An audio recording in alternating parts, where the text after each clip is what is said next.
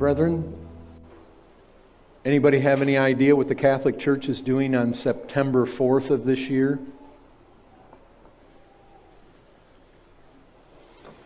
According to the Catholic News Service, Pope Francis will declare Blessed Teresa, that's Mother Teresa, of Kolkata, formerly Calcutta, a saint at the Vatican, September 4th.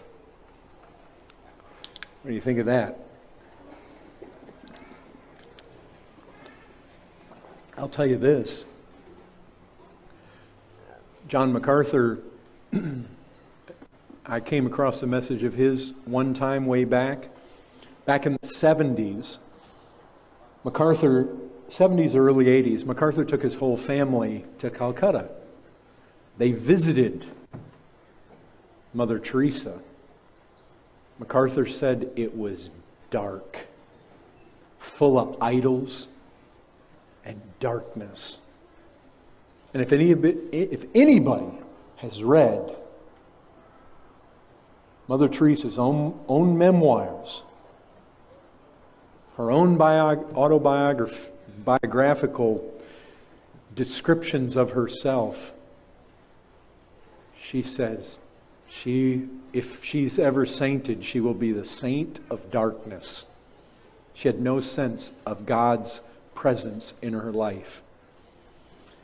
The Catholic Church is going to canonize this woman September 4th. I read a very pathetic email online this week. A 15-year-old Catholic student asking, how can I become a living saint? You know what the Catholic Church says? One, become a Catholic, because everybody they make a saint was a Roman Catholic in these days.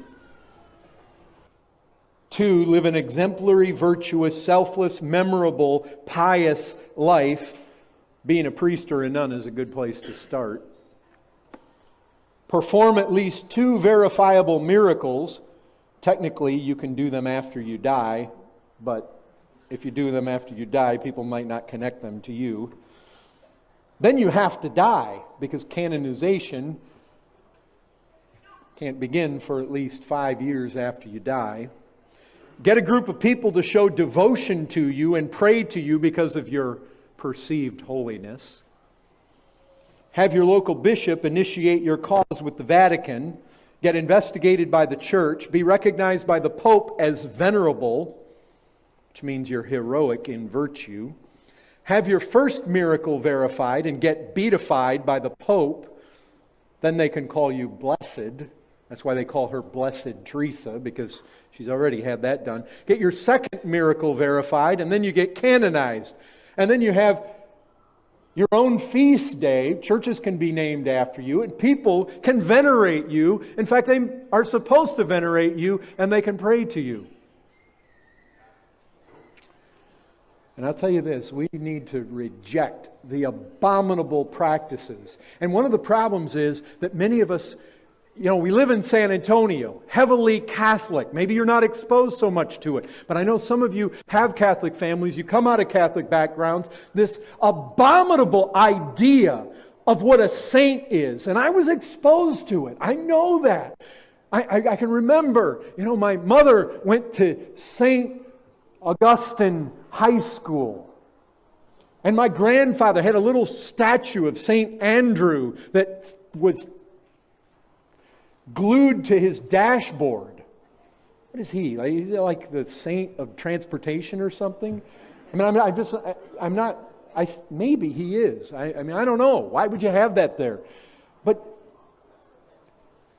we've got to get rid of that idea. And I think perhaps that's one of the things that causes us hesitation. Brethren, I think the more we use the term, because terms really encapsulate reality, call one another saints and be saints.